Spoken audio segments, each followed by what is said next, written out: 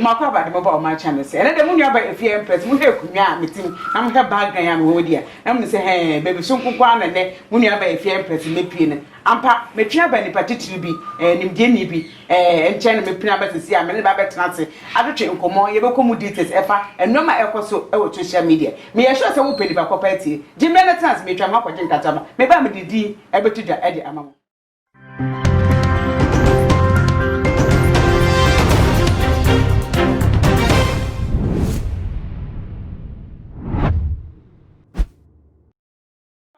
she makwa ba bi makwaje menka ataba se na me ne mo kan no baba de ni siro pepe ni papa ya ni patiti be pa na empese ka no hwase me awo me yehu ni pa no ye ne papa nation prophet 1 Ghana ni now prophet prophet be ya apostle reverend bishop doctor Owusu Bempa nation prophet ono na me ne baba twetwe enkomo adofo me enka bibi we boka say me bi nansi last week ya na 3 days ya ebe ya nsem bi ba out efa Stacy ofe dapo wonya ni baby ko former girlfriend of Honorable Kennedy Agyapong ono na ne ma me dia ba out say nipa na maso a ne ba no hwere ne nkwa efi transport so Owusu Bempa na saasi me ma me ke na Ghana fortune na ye obi an obi a retu kan de ne ma me ke ene ye twi abaye papa ye pina ben no ye beti on akata enu asem se de ma me ne kan ye no kore ana se enye no kore je me na trans pa ne tiemu details de ekoso edi pacho mo kwa go me je so na ti sen pacho na me na dum pacho bia boko de na me adum bibia e fine pa bibia e boko good edi pacho jembla ya se so ye nanti de ya na nsem bi be pie out e fa ye nua ba Stacy wonya ne baby koi cinema me say wonim hu bi na ne ba no e fi hotel for asase use se wona ade ne ko se nka onko hihye ne tuyi mumu dudu bi because enam say ye papa where's wife no good at all nti no pebi no nko ade na mo so mo de ne call top doctor bi go say onko hihye ne tuyi man ene ba ya nde hwe ne kra yo medase nyame hira mo say mo ti asemi mo soso mana so na maba me nchen ebepe asem no mu nkyiremu ye fre bibi nokre enokre ya de a 777 predia san otutu form de hye hono ma se de tibia no ebepi ena yese nkate ba kope a apro ene se nkate papa aduasa na maame no asem no kan ye na meti ye na me se me so dae na momfa ncheme wo mama pani but miss me pani enti ana mpese mebusa mama ne se wo normal de na dwene na dani trim na ye adwuma mo bi nkase ebia medidi mama na tem but sebi production metimi baby obey wawu be more than 2 years ni enti wan kasa afi na oba be kasa na me kasa me bronsam so a ebia de besi omamu na nya papa but me pani ti me kasa se pani amama nkama sem eya baby anse aduru no nto anuru ho edin se ya pa me ex wife no onhu Stacy ni mpoda wow onim Stacy abaya no wuye no ena onhu Stacy ne picture onfa nani kosua se enhu ne da opa metimi de ne number amamo na mafre no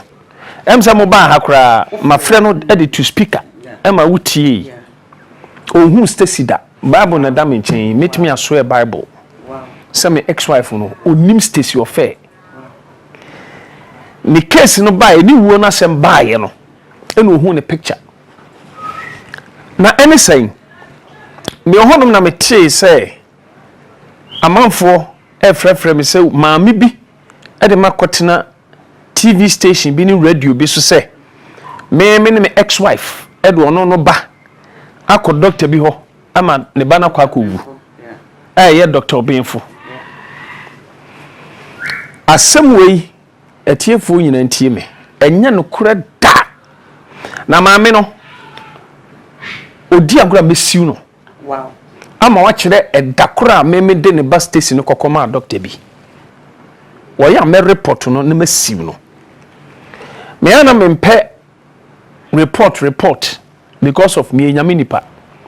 minimade a friend boniface but se maame na ma me twesa na sem no kan na ansan a me man just 1 week wansan kwan kotra radio ho no man kotwe na sem no kan na ansan a me Owusu Bempa mema ya chi maame no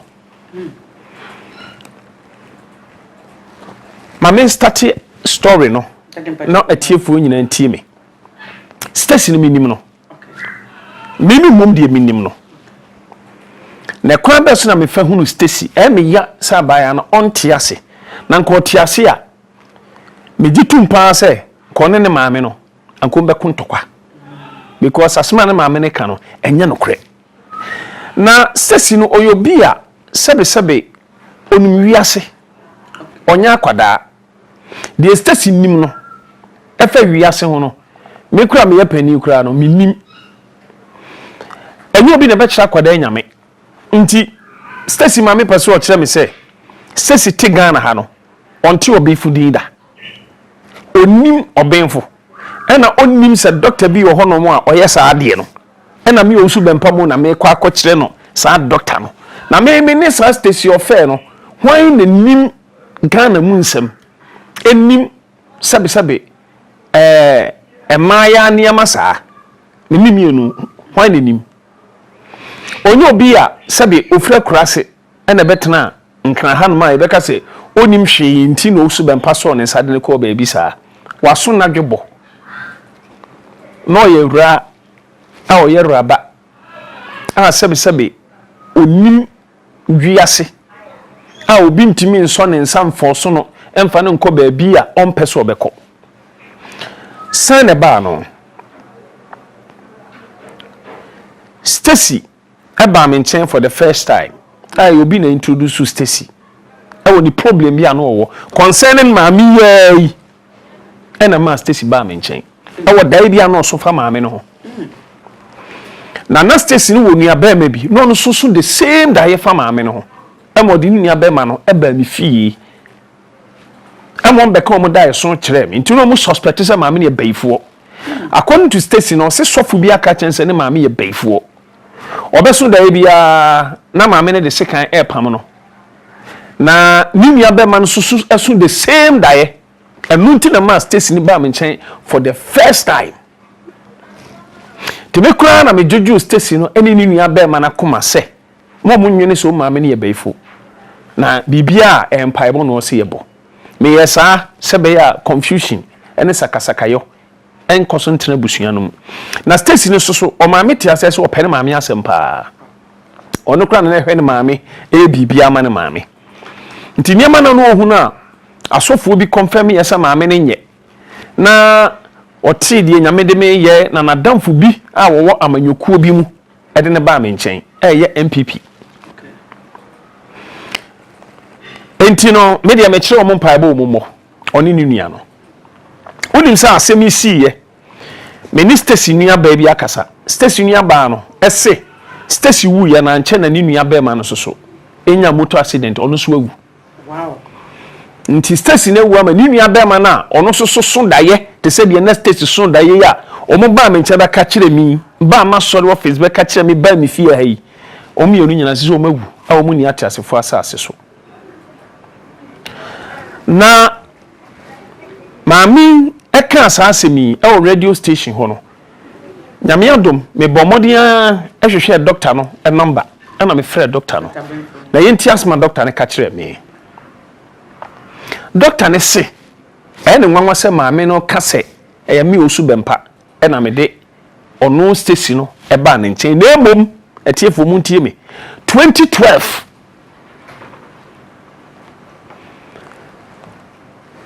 between 2012-2014 emu baako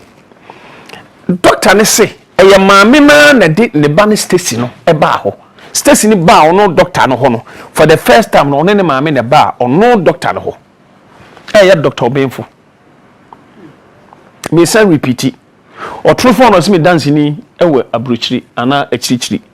samopa yewia Dr. Benfo no ne number me menya ne number metimi dia mama na mo mfre Dr. Benfo na mo musa no no onkasa ema tiefo nyina so ntie bi wa heya asisi a o se em se 2014 ana 2012 mu baako o se eye Stacy ne maame ne ba ne hospital honom e ba ne office for the first time se abaya no e ba beye surgery enunti otie se maame no aka e wo radio bi so se eye meme na mede no e ba honom no eye ono doctor ne nwanwa because maame na no ne ba no e bae enti dia menti ase ne se o maami o na do be call doctor yi ho eni e betima ba se bia maame no ba no e na o ka kire maame ne se bia o mi enkuja no e na one ne call ye mi Owusu Bempa me kura minim da se Stacy no kura no wako doctor bi ho ana wako hospital bi sa minim da enu na me person ka maame ne betumi an ka maame ne tia na msmetia ne nke musa maame ne se okọ obenfo no wetene ba no na me Owusu Bempa hemfa na me wo oba hokro hu me wo hono ma ana me ne no ene ne ba no ene kọ obenfo ho ana na nka me ene ono maami ene ye de ne ba no kọ obenfo okra na nka maami ka ene na nka maami no proof mimpona minim se Stacy no kra wakọ obenfo ho mpa kwa bibi sa minim da na kasa ne nya mu no asemi ba me kasa radio station no na Stacy adamfo bi frɛ me ene otia me na so se Stacy ni di mimi din etwa opani bi mpontro because Stacy ni person ko hospital ko yesa ade no opani bi ka se ompene mane nko ena Stacy nim so opani ni respect me no opani ni so believe me enti odi mi din twa ntro kire opani ni se reverend po ese me nko na bibia anyame abra me so minim anything about Stacy the hospital and then the doctor will call in chain na je say papa no ka kire Stacy so ompene mane nko enko yesa ade no na Stacy nim say papa ni bu me papa ni believe me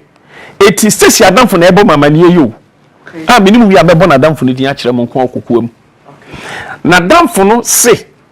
Stacy e de mimi din twa papa ne ntro se Reverend Owusu Bempa mpo se me nkonko yesa ade no na bibia enye me ye ono Stacy bibia enye no tiawi na ema opani so pene so se Reverend se kona bibia anya wo dia ene papa no mimi ginidi ene ampahwe nya wo ene kone koye abra min kanya asem ya mami kokan yakura nka minim enti se opani nim nyina akra hye ni trim se da Reverend mpo ene obo mpa ma Stacy koye sa ade for the first time abra ente sa minim da Stacy akoye bibisa na damfo no kan se edu tembi kura mpo no mo kasa no person convince papa ma otumi hye da ne boy bi hye ho frɛ boy no ma boy no pretend say asem ma one me kasa abra minim ho hwe to convince that man sabe a man no be hu say Reverend nim hu bidia ene Stacy koye sa de we ya hwe nye no doctor ne catch them me say on phone say a bra Stacy free mu no ena Stacy maame ne ba ho ento obaye no ena ono doctor ne bu sa Stacy maame ne say opani ben ena onyim na obetima ba begina mu ama no ena Stacy free opani bi o frɛ no opani na amfa ne phone ena o san frɛ another pani bi a maame ne san bo ne din ono so ka se oni akra ha ena maame na se ena minim se Stacy the spiritual father ene Reverend Owusu Bempa because mene na ko Reverend Owusu Bempa lunching da na mene na ko Reverend Owusu Bempa fie kura twice which is true Stacy ne maame na ba mi fie twice me lunch me book kura no one maame ne ba me book lunching ofre me ena me fire in fact number no kura de frɛ me no na me nim se maame no number me hu de ka me na me fire me kura nka string numbers me ntamfa me pick ena o say Reverend ni And I'm saying pacha when no boni din kura na me hu nipa no and o chem so Stacy ma me na say hey mommy at say and I say so for asema bo ade asema o Stacy awu and I'm so o boa Stacy awu e o kwan be so because Stacy won so bi obewu onyare mente so yare na Stacy awu de kwan be so no say ne wawu e wo Bempa hospital ana busa so wo hefa ana ma mi cheme baby owo ana mi jade ni ye nyina tu car e de call ho call ya ma mi ni me kwa kra ma Owusu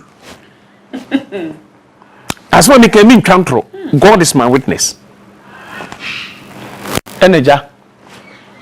ma mi ni me call doctor yenim ena doctor yi kire baby a body ni da na ma me ni bu afu sadenti na ne bawu na doctor ne mfre ne nkan kire no na doctor so explain the reason why ain't on friend on kan kire no wa friend kura wa nya no sa na me de na lady ni ba ye ni din ne number no de ba ma friend number ne sa nipa kro ne mfa ba ko nya me nipa Mr. Stacy no na otaba masore ba na onya me church member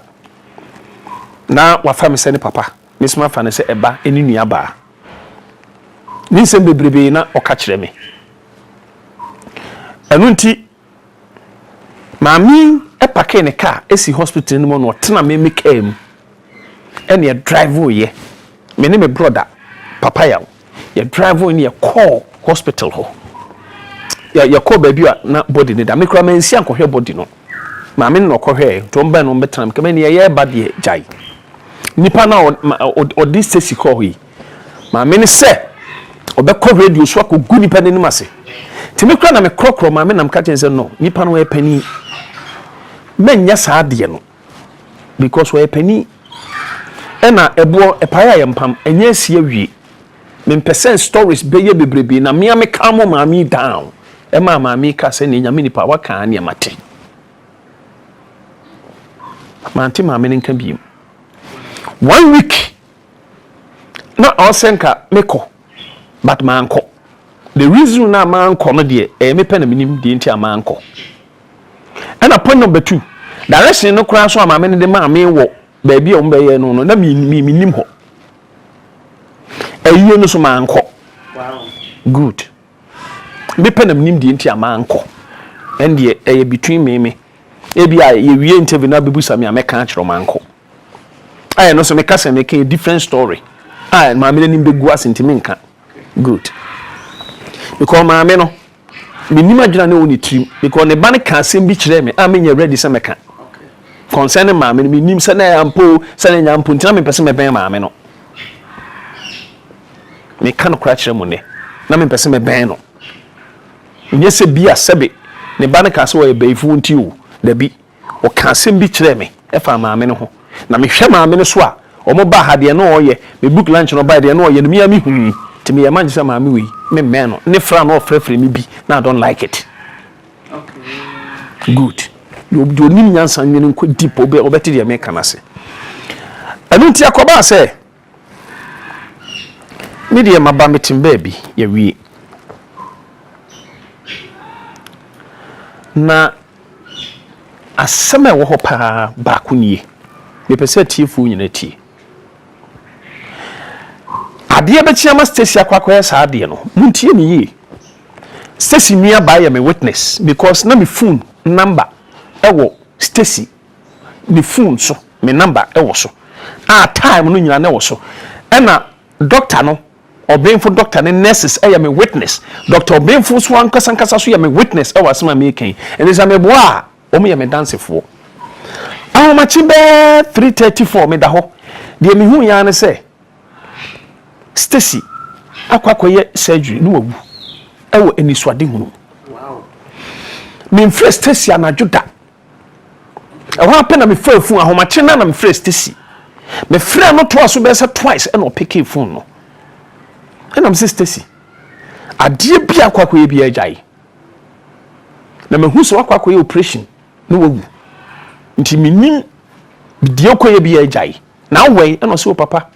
mi wo fie and am say me hia early in the morning mami hu ansa na obekọ baabi a wako na akọ bibi se agya no so daddy me nkonko bibi asa na bibi asa akra ni hono ma me kwa akoye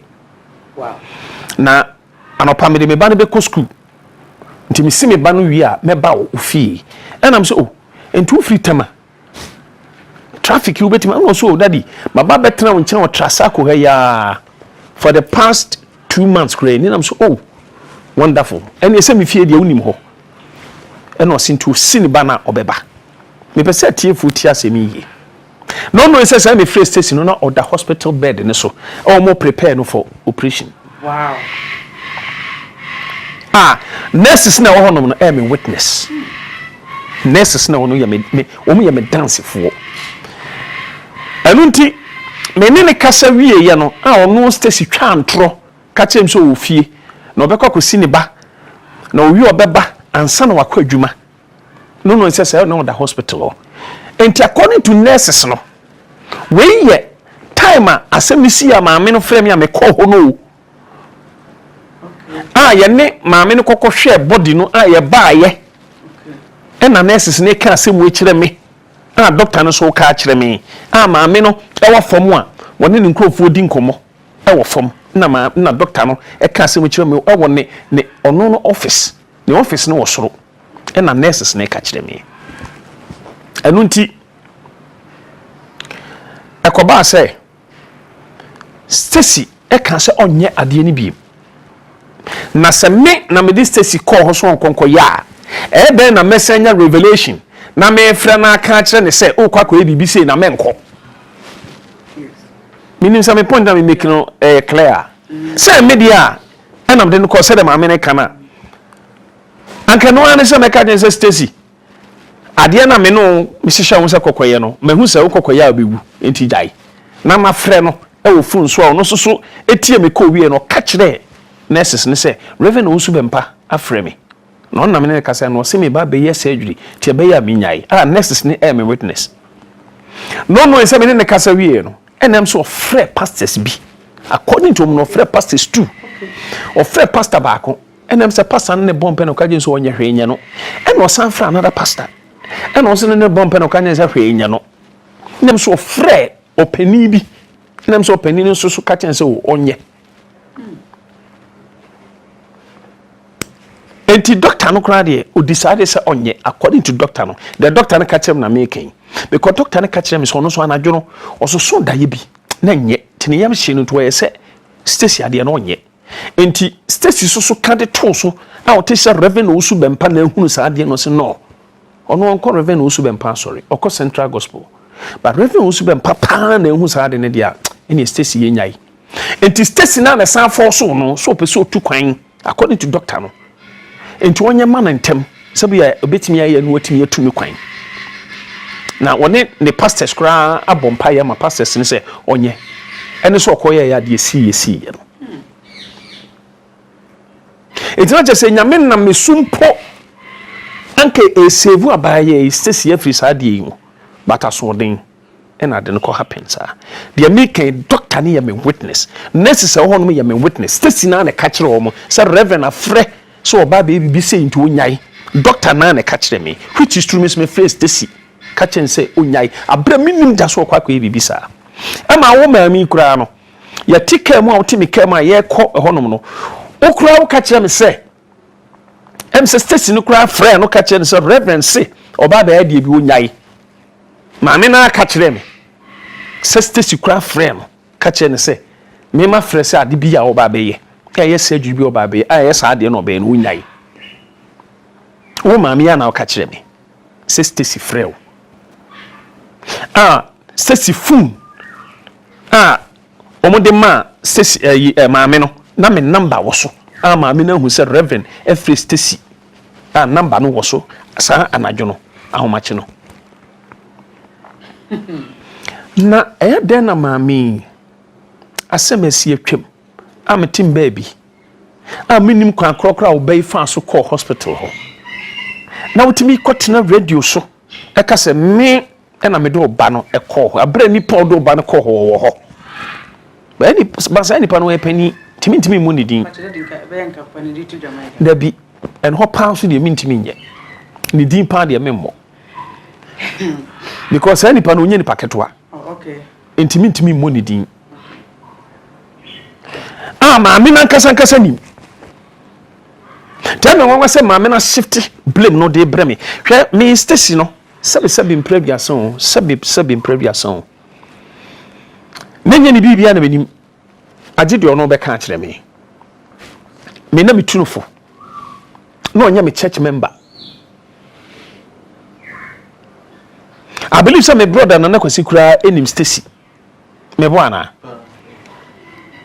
because even you be kura na ope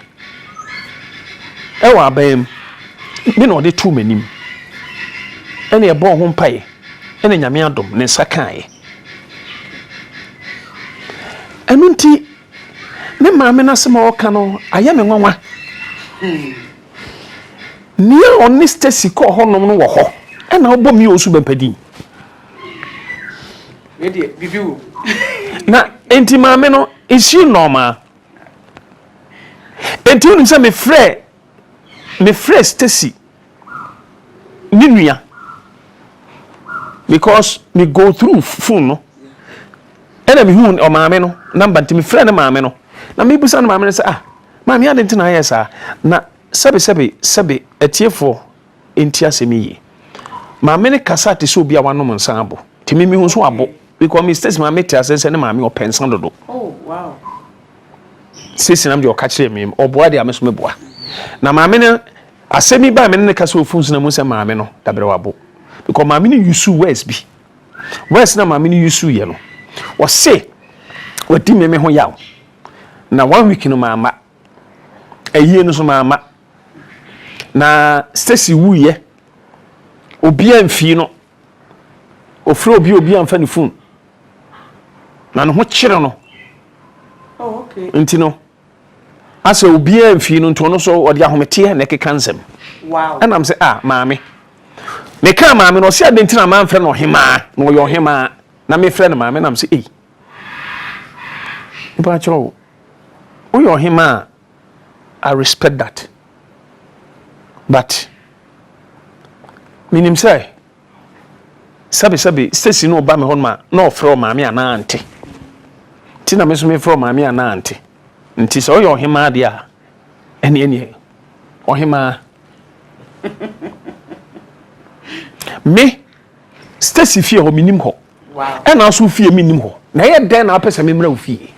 ena so na senka frɛ me anka me ma direction amo aba na kwa waba behwe me na sika bi kura wo ka so dia ma obi so mfa mra me nsa anka sika no wo so awan frɛ musa sɛ me nsa anka sika nam sɛ maame ena so nsa wasan frɛ me maame bi me yo hema ene nya na pala ai mani nya no etimi nim sɛ maame ne sika bi no opeu sɛ die you can tell yeah daddy wo ka sɛ no say Stacy ene ni nua Bempa eba out be kan mo maame ne suban kakra bi o daddy echi daddy won so do kompa bom na de no mo kan ne ko pepe eno de mintumi nka ne kasa fidi so okay na suban nya suban na esunsum asem se de ma Stacy ba me nchen for the first time no so da hu ne maame hu ne maame yi no so open ne maame asem asma me can God is my witness Bible da me ntimi twantro Stacy na be ka kire me nyame na me hu ya na me kan Stacy no na e ka kire me e no o kire me asofo no mo bompa ya asofo no aka chense ne maame ye bayifo okay te me kra na me ka chense ma on the Jesus ne manima ni ndi because of peace na me pasum je because me pani e na so obi maame ye bayifo kra na ye nka no pensa sabe o kan wo di adwene ni nyansa to ho and what I'm saying, brother, no so the same dream. And look at more than the brother and the bar. Till them chest Stacy so and no because I'm telling the brother. But I said about friend brother no. The brother no. Hey, Stacy wu ya no. According to me ne unim, me fresh Stacy maame no, ni phone so. Me ne kasa no ke cancer answer. The next day no me san frɛ no e na maame ne ba fa o say Stacy nua. No Stacy nua no ka jem say oh papa. Unim say me ka kye ne say na Stacy eso daye bi na obi e de sekan e pam no a wo so maame asem no ba me free Stacy nua no na me ka chen say ha opekro mu se ni nua boy no sister sikra ni nua boy na ba me fie ama ni nua boy no so the same dream ehon na Stacy nua ba na ka chen say oh daddy Stacy wuye no am say 6 months as a 1 year pepepe na ni nua no so edi moto ehwe ho e wo mo junction na so e ma boy no so ewuye na say Stacy ewu ama ni nua boy no so ewu that na eno ye beka se bia maame na akune ba ne fra eno de mintimi nkyere because nyame maame hunu se maame ne kum ne ma enam se nyame maame hunu se maame ne ebeyifo okay but Stacy mom no se asofo bi se maame ne ebeyifo ba me de mi nya hunu se maame ne ebeyifo de a ena me hu kura me nka ena me nya hunu yesoso good yeah adafo se ne papa SM o se I don't know maame ne se ono wa shada wan fa ne di anti da first ono so wan ka botaye nti e ma ne be kan sa asem no na wuti daddy ne numu nsem na wuti me sika na maame ne pe nti mesire mu mpenifo mu nkoma ne sika ne dia onja ase nto no otwa to papa no so na nation prophet de o so ya wa so be Ghana enye na e dia ase me ko no so be se ne etie no daddy na maame ade ba akokora san me nwanwa kora ne se maame se me ne me ex wife ene e de ne ba no call Dr. Bempa in fact when say me ex wife onim Stacy numpo yes also ba ha me friend no edit to speaker asem be no kai so onim no kura oh hu ne da asem ne kura be no hu ne picture Stacy onim ne da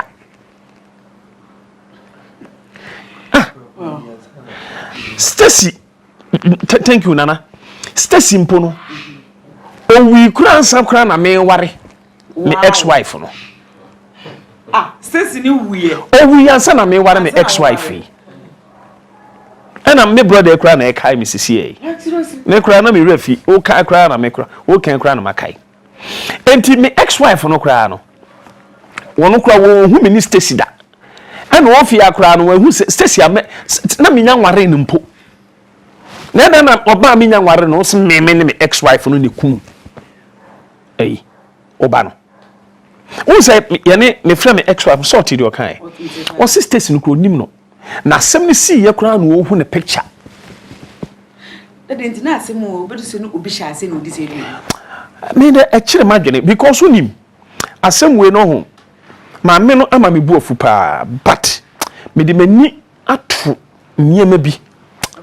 kanye mpani bi a omu ho asem mu a anka me kire ni pakro de Stacy call ho but me nye sa na me kire ni pakro de Stacy call ho no ma me no nyame anim ni maame no a very dangerous woman wow but men kan nipa no this Stacy so call her da ba me nim because doctor ne ka kire me plain make say wow because one boni din oh that me ntimi modin no onye ni paketwa wo sabe onye ni paketwa te say sabe onya nipa ne nye adeketwa sa wo onye adeketwa sa doctor ne ka kire me that day ne call na doctor nurses no kra ka kire me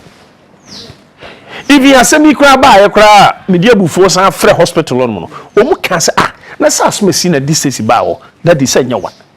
and the first time kra no so no eya woman mi ya na no ba Stacy call doctor no for the first time and unti na ma Stacy adamfo bi dia bufuo frɛ me ka kyem say papa me mfi maame no okay na Stacy Owusu wudin kra na de convince opani no ko opani kra prema Stacy nko enkoye sa ade no but Owusu mimi din and the convince opani ni say prophet Owusu Bempa kra bompaye se me nko na bibia nyame nti mame nkonkoye look at all distance nede na wo mami obo wo to kaka sans makeke o dia o kase me ko kase so Owusu Bempa pe kasa mintimi ntiase say election time bedura Crawford wo masem be ba me so sa 31st bedura the same thing na so for obopa ni edi matem me ko kan yeso pe kasa na kasa dodo enti wo ne yade asem ya to so gu anim ase a wonim sa asem anim gu ase me ex wife no so o form pa me ankasa ma me ware wo munyi obi a o form enti Ghana ha de ana yan Crawford say dabre enam say me wife no form enti no ena dabro this Stacy no call her ena Stacy no hu no say ma me form ya me fe last na me tie interview bi ya say Stacy say dabro hu ma me obi adwen kire o dabro hu ma me no say mommy o form dia me fo ena me ex-wife no ka say na me call Dr. Bempa nti na ma me fa nko but me ka no kra kire me ex-wife no me nim no kuma se of course sa tam no sebe impredia so na me nim kra se oba ba me yire wow sebe na me nse ni pempo da sa tam owo form dada every tete okay tini Dr. Bempa na yemo dabi okay kwa brankra enim no meboa woni na ko school time not say sa not that means say Dr. Bempa na yo no so tuma sa not wow sa not me ka sempa wo de obuso obi onim anima wo kumasi bia wo be ka kire sa not se obuso anima enafofo omunim no e wo kumasi anima sa not oyo bia o form ifritete enam timam kan se minchro obema bia esode obema bia pe me say kura no e difficult pa say ubo se me kwose oba pe ba me school time nyina e ma no mani jim hu nyina na ye obia oba bia o form bia school time na sa time no me na mitumrika garrison na mitumrika na msa bobol ami school na mitumrika na bobol na me ho so efe me nyini ye de me nyini nti ahofa no kure ko na me very nice pa na me body na me nice na me kabra me bo coach na me kokokoko nti na ye frame Libya broni nti na ko focus na ma bleach hwe poison me no eni aduro mu de ma me ewo kwalebu na ma me sechishi yetum na me na ho nyina yetum because me moja nyina adai me rush me ko hospital ewo UK me yetum te say ye di kotal apenti me ho me yare ya me ho to me na me nya me kala pa sa biem wow ya de be ko share machine mu ewo UK Wellington Hospital say na poison me didi abonten obi no betima ka so Owusu Bempa Bemfia be didi da me nya bi da eso poison e be sin na me nim pakro poison me yes ana ma me yetumi ti so bi say Owusu Bempa bleach ya me teammate ni kabna yeye Connect babies Braban and a family Libya Bruni for the first time Braban no ye Connect ye coach ye team manager timini afema kwesi Libya wow unze Libya for kala ni bi no to say half cast sa na mete na me nice into school time na ma no peme papa ene me ka no kre because na me nice and na game no so na me nim se me gina football na me gina pole no ho a na me handkerchief bomikom na bi bomensa te say na me lovely and untimi nhame wow because na me go that serious me na me captain wow me captain na ma yu gumi pole ya chi na samamo mo Libya o say ye awusa eti na ma na check me na oni e strange say man na no mo check me o be opem bia na ye mo ho efa mo gina so school time o mo kuta body school time okay oh me kan no crash amas oh amas na me wadamfo bi amas of amadamfo no e senior na me junior bo of amadamfo e friend Doris wow who ne body a who say yes obani sa time kra na me nima de friend say ko catch oba so open na me nim so na me man for bad da kosi say me year wedding wow God is my witness me to swear me Bible me na me catch that how many years now advance of your wedding oh me your wedding at the age of 20 at the age of 22 and 24 me worry at the age of 24 years 24 years we are virgin from na me hu no bad da me nya 18 years na me din na me adom tina me din atene kumase nyina 18 years tina nkrofobi timi din a chenti bi fi say mo 70 years kra if you say me 60 years but anya no kre okay because time me back kra hakra na me din apagya pa me ne Bishop Salifo amako na mo 24 years okay me worry na anche bia na me ba between 24 25 me kwa bridge for the first time na mo 28 years ana 27 as 28 enu nti nyame epagya mentem ti ana me tese nkrofo se opema omo se bi omo form me say nyina ma omo form ne pe me oba bia he ayi asafu sei asafu e ma na no mu check me nyina obi awfo nti ya normal na ma no omo form na den wo ware omo nya na that ene menti ase na se o ye be ma o ye nipa o ye sofo o ye nipa obi o mo po ba o ye slim obi so po ba se be all breast brother out to say wo ba type awpe ana me boa ye di Leah ekokoma Jacob ade e chi ye hu se Leah o se nye we na mepe Rachel na mepe eso na o ye obi a o ye Nyankopon favorite no ye highly anointed eso no ye nipa ntino na o de ope Abraham o ware Sarah no no so ye no na no ope Isaac so ohun Rebecca no ope Adam kra hu Eve o se ampa we die me dompe na chese opa ade no na hwan na ka che say we ye sofo na nyame sa Adam kra no ne Awurade kasa face to face kra no kra no ohun oba ope no hu se oba we mepe no nti anya bone enti wo ye bema na wa hanum na pese ware aware oba ope wan ware oba we o taste opa wo ko ware oba wo mpa wo be fa na chi akwa ne a ope okrok amen baby kan wase adafo sa mommy daddy ko mommy before na get me pacho em say year basisi a em say da bre me ware wie ansa na Stacy you yeah em say na na kwesi aye check up yeah month bi na na je say but any crow mu ni say me ex-wife no nim Stacy da trust me ohun ne da mama asema me tia mama kan me ntwa ntro because that is one ba wa so wonya church member why Stacy wonya me church member okay na tam kra me ware ye no Stacy me hunu biem wow before no kra mpo no na Stacy no onyo bia hwe no onyo bia me meta hunu na Stacy kra tam kra na onya ni position ni adwuma no na me hunu frɛ kra no mfrɛ me oh Stacy no there be no mfrɛ me na nya de ofrɛ me ayasemo emphasize to ne ndwan mbra fofo so ekaka say aye clear there asem bia no asem bisa bia no enti me san repeat enye no kore enye me na me dis Stacy call Dr. Obenfo ho na Dr. Obenfo no sebi impredia so nye se ono ne kofo Stacy ni so mra ho wo maamia na wo call ho de wo no bai call ho otuma se na asemi bai kra me ne Dr. Obenfo no kasa e no according to Dr. Bempa no ono nkrofo eba no ho be saade bi no saade no eye nipa bebre ane tina Stacy nko ana sai san ko san no na hospital be ne nipa ngu na ne hospital be ne nipa ngu etu be so chem say Dr. Bempa pe ne nipa ko hospital be ne nipa ngu mon kan kire me yada de na pese bisa sa kwese bisa me na mba ne ye no good so bi wo se me kosesa me nufu kese pese me tue kese pese me haye kese that good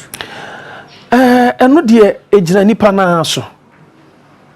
ene asade we nya Ghana ha America so many places omo ye ejina nipa na so because obi omo fi say strade aba na yefunu mu strade ne emwa no ebia de asem bebre no mimi ni mobi na fibroid eda na yem doctors advice say onkonko yi fibroid no I believe say nkofo bebrebe enim say fibroid edo bi yem a oyi fibroid no sadia efiri no ho eba na nya de ketwa nti according to doctor no nka onam ho sa na nkonya heart failure sadia timi de me feel say enipa de sebe wo yoba na hu say sebe wo yefuna ye kase a ida so betuma exercise sebe ya wo yefunu no ebetumi abafuma na say undidi anajo oh no obehunu ha wa obesi edidi obehwe o diet yi good but me ntina kase fidie we say so ense obi adwuma because sebe adibi wono ma etise de tumor ana bibia hono so be call hospital ama doctor eyi sad na free ho so they make out mase ene say sabi o abruchire US mema ni bi ho kra mpa na ye fono so otimi call ama doctor tibi twene srade a oye Bempa Owusu oso ne yefunu so otimi koma doctor etwe ne srade free ono no yefunu mu enti no enye mankwa no mu ema doctors eyi omu srade emema bi so ema sebe doctors timi yi omu srade free ne ho because Bempa bo no fuso otimi ko hospital me US enam se me obi a metatutu kwenti no menim gentleman bi me call church bi kokoye program gentleman bi o skapa but na ne yefunu so the next year me san kokoye no me hunu kra man hunu adan so kokoye surgery no ma yi ni srade ni nyina free ho no ye kama nti no obi on mo ye exercise de kra na onya ne normal body opese onya nti sebe impredia san eno de mintimi condemn oba sebe srade ye won hunu okwakoyi. Okay, daddy, jump from there back say. Good. And then today social media butu ekotia Rebecca appear easy utibia and the terminal basabi. Daddy, dear pan of passas me the buy. Yeah, sir, a branch and assem dear. Me interested. Okay. I don't want to say anything about it. Turn the baby on ye. I did the attempt be or baby on the uncle so. And yashi. Yes, you cry, you did not attempt. Ntino meja menyame na nkofobi ka se eye obi ne esuma etese opambo no de no kra bi ko me susu minyane ntie ena nhwehwemu susu ayeye no na kire se eye opambo ena bibia na nchen kra no sofo opambo no o ma boy ni begina ni TV so e ma boy ni di matema ye nyina ehwe a opambo ni gina na boy ni di matem o di matempa a opambo ni gina hobi enti no so obi kaso opambo na hihya ase ma boy ni di matema nipa kono e right okay because se enya wo na wo pese boy ni di matema ko o di matema o TV so no o program so no ka be stop no say hey jai okay me didi osofo Owusu Bempa tem ba wo gina ono ma boy ni di matem nyina kama wie boy ni di matem nyina na boy ni bunkotodwe ena opa opambo cho sa tem didi a Owusu me didi ubra bi atwam no a wo dome me se ba bi a meko bia no me beba ho me a wo dome me no ma ba wo nchen nti mesrew ena opambo de oil gu ni tri so e bom paye so de ne boni a chene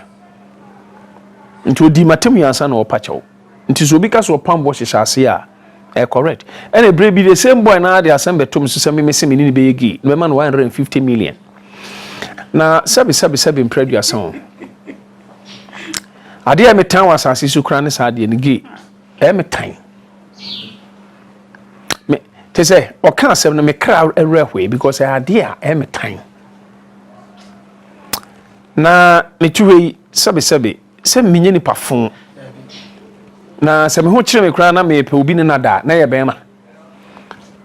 na masofo yi omo wa masori omo ho efe chan pia no omo ho efe chen sa boy no na wo bo masofo bebrebe ma anya obi ane na anase wo na me no be mo eska na me no wada ena no na nchen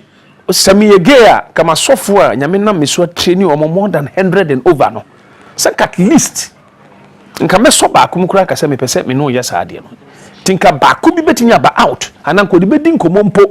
waten ho afiri me ho ko de bedi nkomo kura kire obi se sofo Owusu Bempa tamana ye asofo ehye na se no o tra sen ko pese oni me da me sofo ben ena obi atiso agina ba bia kasa asemi da me sebe impredia son ye ko program na me sofo bi efe na moako na ma sofo bi efe na less ena sofo agima prempe edu tem ya mitimi no mu da one room tada me count mas nti se sa na mete a senka me de be call mo so ama o mahu ti asem na sa boy ne kan ye de obi a onim Owusu Bempa bia nim se boy no ono na kreti asem no ne bedi ko bi na o me de to me so wow but enum anche ena nko ni girl bi koda nkrofo bi ko bu no ebo ni naked ema nakedness ebe da bontin enu achi hwanum ne twa plane ticket ema odwane ko South Africa because on na osuru no feel say da bra sofo bi onu manya ntokwa including me Owusu Bempa odi gas mato me so ene ya bon krofo bi pa so munye saa nto na osuru to ko sofo bi ho na sofo no man iska so mfa ntwa plane ticket na onyane ko South Africa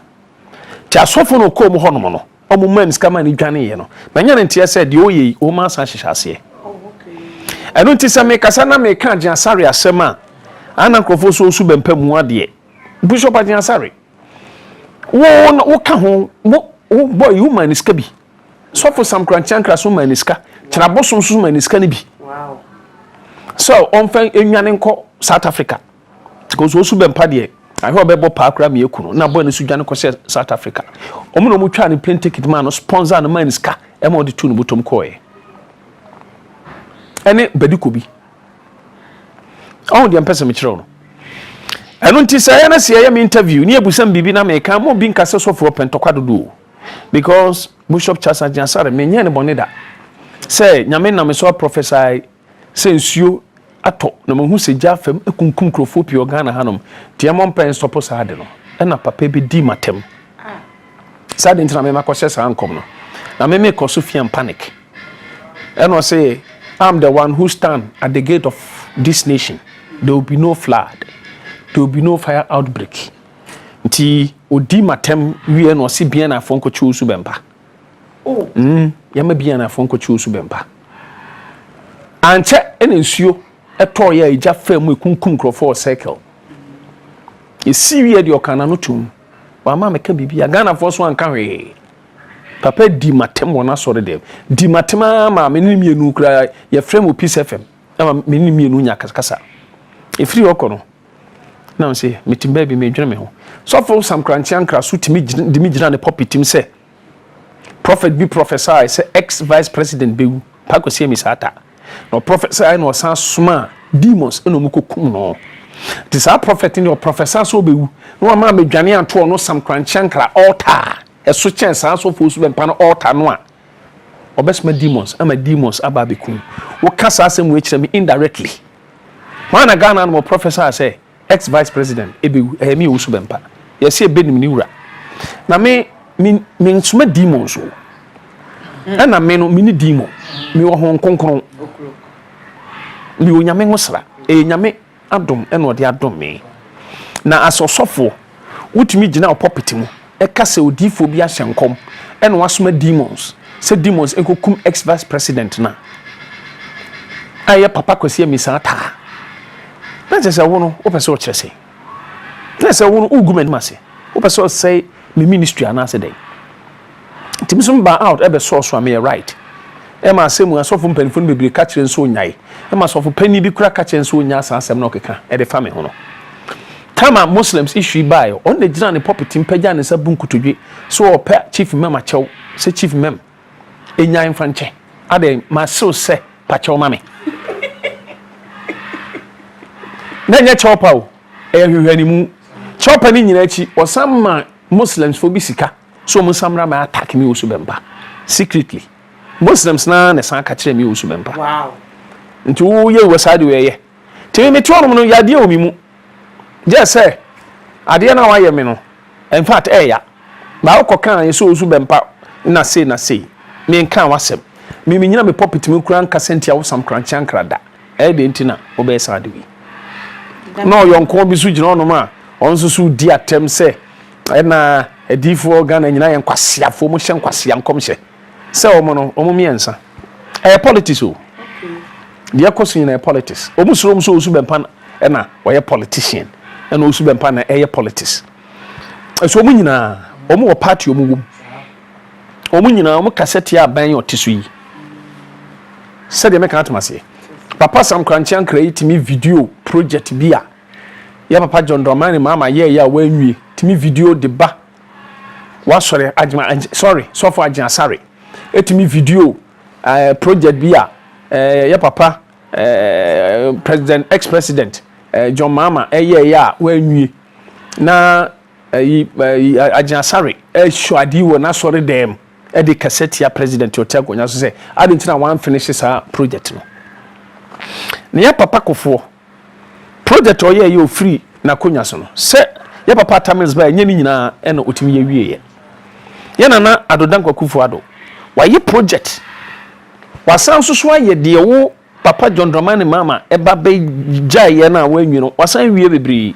e so ne de osofo Agyasare wan hu anka Most of them so Bempa politics. When you are politics na moye. Ah? Ejuma papa e man penny na na do yi. Ye nyina ye hu. Eso so asofo ni bitimi di ni na popetim cassette ya no. Se na mamu ni nkoyi. Na mamu we nkoyi. Na mamu bi atwa mu no na ye. Amamu we. Eni amamu atwa mu 8 years ago. 3 years getting to 4 years. Adia Yaman pen na nado danko kufadu nyame nam ne so aye ewo mamu no eso chen NDC for tama no mo honum 8 years me na me ka kiro na no krepe fe ntimi de meka sebe obi kasa me kasa wakra do mai na nado danko kufadu ye nya no so president da ewo mu se papa kufu mu nyina be ye bi papa kufu so ya ade ya papa Rollins so ya ade papa Tamil so ya ade ya papa John Dramani mama so bo no homoden kakra by a percentage ono pa na awe ono wanya hwe oba ye kane esum ne eda ya ma krofo ayi sese ye krofo nyuma pi sese on sa de no nipa ba no ama no kwan nyame nam no so ye nhira ma o man ya na mo asofo mo soro na mo di ne gina property mo na mo to ayampia na mo prechitia no na de oyeye kaye papa John Dramani mama ebe ye bia ko betra ko nyaso na ko ye sa de bia na nka ya man pe na nado ba beto aso a ko man se nka dante se Dubai ya dadi adena o man mu Ghana ha se asofo no edidi o mu atamsa asofo no me sei me ni atem but me kire madwene ana ya asofo na ya ade tia me na me mpa meka eno nche se me didi atamsa abo na akwase a o sa de no me kire ama nkrofo ahunu o sa de mfi se me nkire mu no so na makama no atom enye nsem nyina na yesoso so de mechirem na mechirem so abadwem bebia be hu se no de Osofo Owusu Bempa kan we right age metamfo ebia ne sofo Sam Kranchankra ene sofo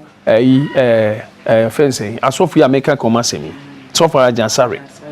me koka o mudi ntina se bia na mechime because na me na me so ahye nkomunti bia na mechime omuni ya wasiku but enyefe esa na kwesa asofo kuntoka ba enya ntokwa Ghana asofo no bebrebe no omo pasofo no bebrebe downfall anon pese omo microphone so omo pe no me asofo papa but sebe impreduasa me tiwe o do asem bam so no man ka me kwan papa so na de nyame na me so aka e na wo attack de ame so mechirim me ko chire me no nche se mpentokwa de me kan se mechirim anya ntokwa se me ndidi obi atem se mechirim ampa so na nado amamu no ekoso kama eno aso ne ye Ghana fo nyina ape free education obia abusuam wanya so mfa so na yempe we ye pentokwa ye pe dum so yeah daddy your social media ya who's man it is mba me no yi eyi pie ntokwa de twem ye maame agrada ene pedonko ntokwa ba ne easy na ye weti bi se wo ba mu ebe tu fo kakase ne nka monka mutu ena ye nua ba ye maame pedonko mu ni ya osiku onti asese wa ba beke ene ni dia tam de se ofana daddy ba ne se sa maame no di matama be 3 good years ni wow so 3 bad years meni boni am de aye no wadi matem sa o ka me mfi no okay adentra because oyo ba me de ani de mama pa nyese misro no I believe so bia no says me Owusu Bempa me to no me plain me nsra de sa but oyo ba ntimi di buo ne ani de ma no ena mame agrada o kana sem no yese sebe obi eye papa mawa na wakai me maame na me hu ne da ba papa bi oye maame no ene ma me so me die ni bu ma no because papa no oye maame no minu asofo bi mpo a ko onye saa obi be say me din twantoto me so maami ena saa brantie ko ne nchen ko ka kire ne se sofo asmesi ne soma me se me fan true we betu Sofo Owusu Bempa so ena maami se we nyame nipa wo de atrosin ato no so de ene betra me TV so ne kama wiase nyina hunu sasema kan no wo twanto ne de to papa no so ɛna maame de ne platform ma abrantie ɛna abrantie de sign me ti anso ho a maame san sɛ sika ɛma yɛsesa ne machines ɛde gu kaa mu ɛne boy san ba ma sɔre nipa mi hu ne dawo na me mfa mani kosua ehu maame physical say bi da ɛwɔ asase so ha deɛ make God is my witness ɛma abrantie yi ɛbaaye maame ni TV machines te sɛ mu deɛ yi bi abrantie bu nkotodwe nam so mu nkotodwe abrantie pam cho nyina na maame se ni TV no ntwa ɛmo mu twae ɛma ɛsan mi ti ma Ghana fo nyina hu sɛ de abrantie ne ka to Owusu Bempa so na nyɛ saa ne teɛ na asemi din pa because ma kaskasa bi ko si wo ho ɛwɔ Hot FM maame ɛna ɔma ne ho kwan ɛma nyame fa ne so ɛsan mi ti apia ye ya mese me nka na semi bebele no so gay asem ode tu mi so yi maame honoma na ɔkɔɔye kɔka asesa gay asem na ɔboa no no na kriti de to mi so ɛno so maame ɛsan ma abrantie pa me kyɛw ɛno nti sɛbe mpraduason nti mani ɛnso ade ana ana obi papa mame a nti mi nhunu nti sɛbe yeso ayɛ konfo nti ɔyɛ papa nti mame nka na me de nkrofo so ayɛ konfo ba me de mi hu sɛ na koma papa bi a wɔ ne yam a ɔde yɛ saa de ɔyɛ maame anya me nko wɔyɛ man nkrofo bibre minim sɛ daache bi ɛnkyɛ eni akyiri ɔba bɛ nyam dwuma nyame bɛfa no so ayɛ nhyira ama nipa bibre ɛno nti no ɔne yenua ba maame yi pep akasakasa na ɛkɔ no me BBC recently ya na me ma ɛde maame agrada no program ɔyɛ am sɛ last Sunday ya kyerɛ me hwɛ wanka bibi amfa maame perpetual no ho means maame agrada no asofo bi frɛ no tu no fo me de man frɛ no moment tu no fo so nyai ba asofo bi frɛ no tu no fo asofo ma bi a nyame nsa wo mo so ɛne asofo akantinkafo bi okroma no nyame nsa wo mo so ne mpanifo bi ɛne ne kasae na me tie no mete sɛ ɔkasa mpanifo bi ne na kasa nti watwa so nti wakasa wanka pep donko na asɛm kraa nyɛ so osuro maame pep donko no but otie futu nti watwa so na me ditum sɛ maame pep donko no so ɛhu sɛ yɛ maame atwa so no ɔno so obetwa so ama asomdua ba because ɛnyɛ fɛ sɛ kaskasa sa abɛkɔ so ɛwɔ maame enu ntam ti asomdua ne yɛ de ɛhwehwɛ ti me de me da nyame ase na me san so ɛda maame na ase maame agrada no sɛ asɔfo tu no fo no watie na ɔde afutuo na yɛ adwuma nyame nhyira no that means no kwa na ka share nso ntwa so me ni nkomo nka nkyerɛ no okra wani share ma kwa ba kwa ji menka ta ba yetu ase ama ye dadi ye di asem ni bewie na memfa last one we ever ntwe for me dadi ye wo na so for the unity a good prophet say about to on the 7th December beto about to be a ember so if say insuo beto pa and no vote obi an no place okotraba that's mo so we say me matisa asem no na osofo eagle prophet oyobia I respect him and bibia so na nchen no osanso ebuade na nyame anim ni ne ho asem bɔ ne bia ɛka sanse nyame nam ne so aka nsɛm bi amana bam a me a witness na saa asɛm a ɔka ɛfa abato no ho sɛ 7th December nsuo bɛtɔ no mmom de mi nhuni saa ana mintimi nkondem no because nyame nko na sɛbe me yɛ prophet a me hu ade bi okra na nyame betimi ayi akyerɛ odifo bi onyi nkyerɛ odifo bi na emmom kamera na bank mefrɛ no na nkamene na kasa okukuam ko nsɛmbi wa ma mepɛsɛ mene ne bɛka men kana public emu bi ante sanse odi ani die ma me timi so me di ani die ma ne pa na de tene say men sori ntia de waka no but 7 December no ye beto aba okay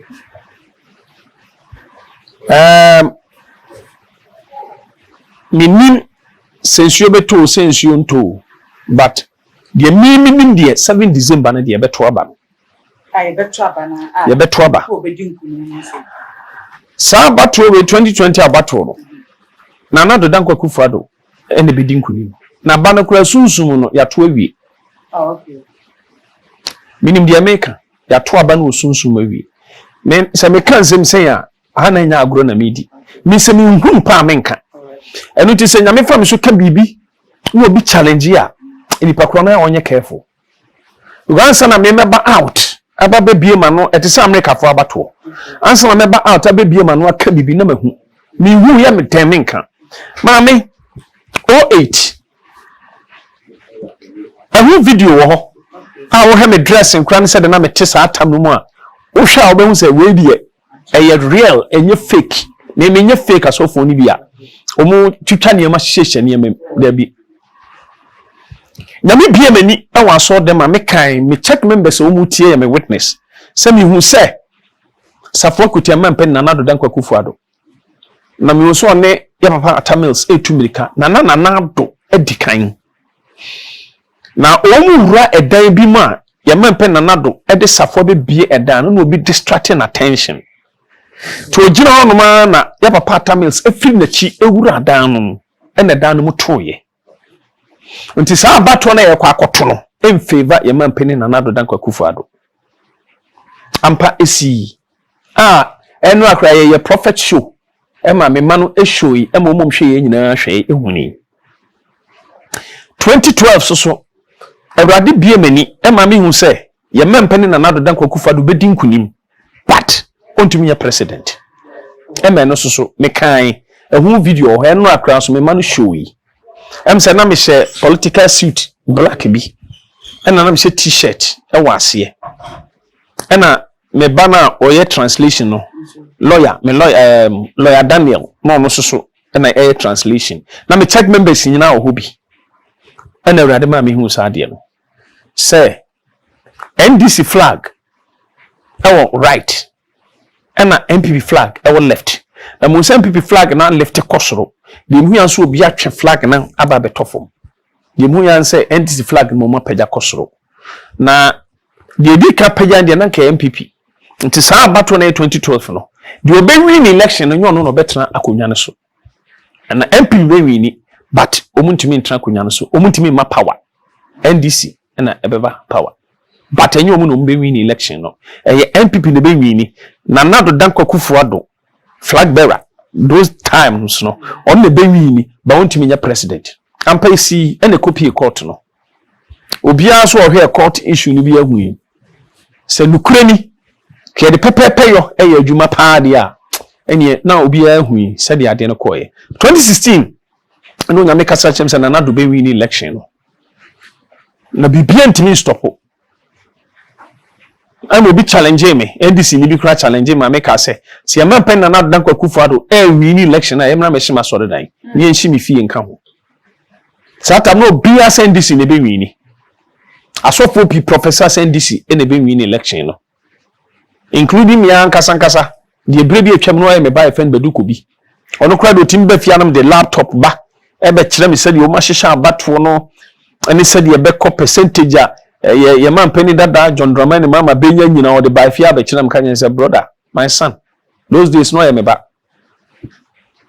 de wo kan unim de wo kan na ba bia o papa nyame adum timi hunu koduru no wuntimi hunu nuru ho ti you very careful when tie no sheshe nkoma se na nadu ntimi nya president da na NDC ne bewini papa John Dramani mama ne bewini ani asofo bi o mukọ papa John Dramani mama fie adine kotena konya so sra ne ngo so no na nyame se obedi nkunim na obeto na mamu so sata na me so me spiritual grandfather bi o free kuma se ba me ne she hotel ba bi ni mi ame brother na nakosi o te hei sof na nakosi na course ba sa asofo bi atwa ahiem e papa John Dramani Mahama fie asra ne ho anointing na tena konya so no e no obedi nkunim ya asofo te se Sankwankyankra na oka ho bi ya papa Agyasar no so ka ho bi ene asofo mpanifo bi no musu wom bi awomo anointe ya papa John Dramani Mahama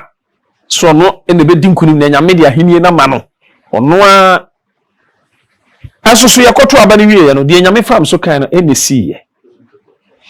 ya boba abani wie ya na me ba baduko bi those days no me ba ofa from sa papa unye nipa because ade we me hu adwirime abato we de said me hu nyema no na NDC na afa na said NDC for de nyema toto na kwan so ameli omu na nam no bibia no man na chese papa John Dramani Mahama be lose election na watimi pa agina ama Nana Addo Dankwa Akufo-Addo pa be ye president a eni ohun na mka tense nya mia wo me ye nipa eye rade me ma ho odi ntumi nye but eye rade me kasa me na me man Nana Akufo-Addo be president a na me yo trofo eye rade na de Nana Addo Dankwa Akufo-Addo be ye Ghana president enya me Owusu Bempa all those say nya me fa so play part but no nkyere say me na me ma Nana Addo be president and enya me nkwa me so for me bomb pay my pani Nana Addo Dankwa Akufo-Addo asofo bebebe ye nua ba da na asamo mu nyina bomb pay ni bi enya me Owusu Bempa nko a timi nkwa me timi yen mo nyam ne mfa ya so bibia mu no ye wo mo kontokwa pa a mo ya kandifo wo kun because Israel for ko a ye odi kan ai fe no sahene bibia mu ne ye wo sahene the 2020 election o sahene wo o sahene na na te ha no me kan se nyame ni monyam nti okono yakon awie MPP fo edi nkunim no kura awie nya so obedi nkunim ti asofo mo hye nkom se ena ya pa John Dramani Mahama ena o san ba me ti am busa mo se nti o mo ya sure so mahu akwa Nigeria nkom hye obi a Professor Atiko ne be wini Atiko asofo bi Ghana ha o mo nyina hye nkom ba kokra ro se me na me hye nkom no first sa Atiko e be wini but me susu nyame bia mani am hu ye no me hu se ya papa Buhari ena ote Nigeria fa konya so ntim de mba adaka se Buhari be wini Nigeria difo ni nyina so for no metima ka se mu 99% e Professor se Atiko be to aba ni wie no Buhari ne wini timi de me film no nyame afra me de mawura ho ana nkofo bi feel say nyame de onfa abato ho Bible say nyame ne sihene na nyame ne tuhene enye ahemfo ahini yenko awo amampanifo ahini nyame ne si o nyame kasa kire Jeremiah se me na mosu ebetu ahini egu na me na mosu besi ahini ediso nyankopon enam Daniel mosu play part ewa amanyosemu efa Joseph su play major part ewa Pharaoh amanyosemu na Azaya mo ohini Zikaya mo amanyosemu Jehoiada mo Joash mo amanyosemu a so hunu Joasha uhu Jehoiada uhunu Josafata uhunu Elisha uhunu Ahab ubehunu Elijah uhunu Nebukadnezar ubehunu Daniel uhunu Ahasuerus ubehunu Mordecai ene Esther uhunu Pharaoh ubehunu Joseph tianya nwa se ubehunu Nana Addo Dankwa Akufo-Addo ubehunu Dina Samoa ubehunu Owusu Bempa ubehunu Reverend late Asante Antwi enunti no sabe mprebia san onyame odaso ye na dwuma saa me cannot mase ya papa Jekum Kofo nyame fam so hye nkom kire ni nua ba wo UK so be president ampaye bam emo nyame kire me mpaibo bi aye mo otu ahini bi di ahini foforo ba ema me ne masore manyina bo san ampaye no e run about to Accra ha ye koto aba na mpa papa Jekum Kofo ne di nkunim nti no ya papa ro ne so eba nyame kasa chem so na beba nyame fam so Professor ampa odi nkunim ema o wini election nti we nya first time okay daddy we see who na battle ya twawi tika figure na betu mambo ana me obi ana mental mo figures okay ba Nana to bedi nkunim okay enye close emu betwen kra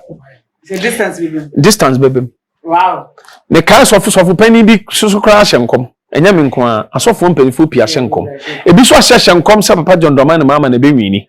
na enokre ene no kre omu nyina no 7 December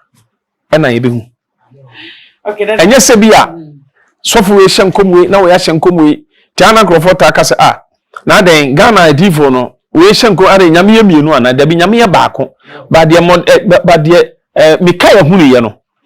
Zedekiah hunu different thing. Zedekiah say Mikael nko bedi nkunim. Sorry. Zedekiah or say Ahab nko ne Ahab bedi nkunim. Ba Mikael say Ahab okwa ubedi nkugu yebekun. Omu nyina se nyame na yichiro omo. But at the end of the day no, the Mikael kan no end the bem. Nti a word to a wise is enough. Ti mame ensuo ne de 7 December mimi hu se nsuo bi ebeto 7 December. But odifo no hu sa de no so hu nyema piama na bem tie ntimi nkondem no timi de mekan se ye mompae sebe ya ensuo nkoto because we odifo no hu eno nkyere sebe de odifo no hu ye no enye no kre but nyame ni ensuo tokra de ye beto aba no ena ya anto 7 December kra still na do be wini Papa, you tune 29th December crown and Nakufa de Bewini. You tune 30th December crown and Nakufa de What your pay young 2021 June and July and Nakufa de Bewini. You 2022 crown and Nakufa de Bewini. Intino, media, the Amehu Namakano. But young condemn eagle prophet. Minianum some condemn and comes because waka be a necessity. And ya back when you know. Ntino ma yemfa nasma aka no so ni agro yemompae na 7 December nsuo de ento but ya hwe yeso anke nsuo beto because sankrofo bi so ye niema ye wo obi ono ma opia hembobo ano a obonse nsuo mu na ne nsuo ato wo ye de nsuo beto ye onkrofo bi omtimi commanding nsuo to na nkrofo bi so timi chichiri nsuo enti sankrofo bi ye se nsuo beto a Yes, you are the attitude since you don't near Twabano. As one I can make some case here, but them so want it. Those days not danger hine. O Pia Santimama a real book you better. By your or he be so on me, so to say they no Pia and soon better. Wow. Abacosum, they campaign some. A tibinum to be friends you.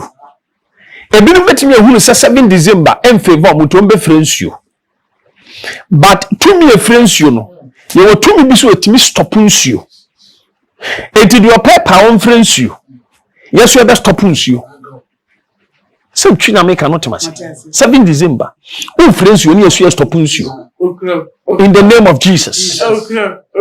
Thank you. Yeah, Daddy. As a big question, we have a see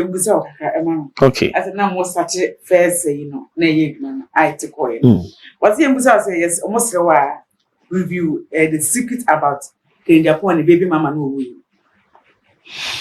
And not dear mean to me and come say nyame nyin kira wa untimi for sunko hunu and anyo ononko and a sebe ne ex-wife would nkrofo be ex-wife would and sebe in prayer so ade a nyame nyin kira wo no die ntina akofo so akohwehwe makom o say ukohu a fa so be na be nya free because me minim sa papa no onye udini oni awu so ka chem say me nka bibi emfa honorable ken Agyapong ho and metimi aka kiro say we a very good man we a principle and we obi a we justice and on pesisi and on peso obi besisi obi abu obi and on pe on Owusu obi sisi obi a entoka na fa nko ba ba giakon because on pesisi and na owakoma papa eno de boniche eno wa badaye ena finally opegana nkoso eno donipa eno obenya nanka Ghana adane te say Dubai anase nkuro bi a sabi edrum pempenso bi a otumi se niam ekoso kama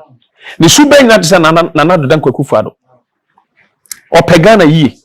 enti no do nana ado no ti nana ado so do no because omakoma Asia. Tina me so me do mu mienu no. We na yensuro hwe so. Ai, yensuro hwe.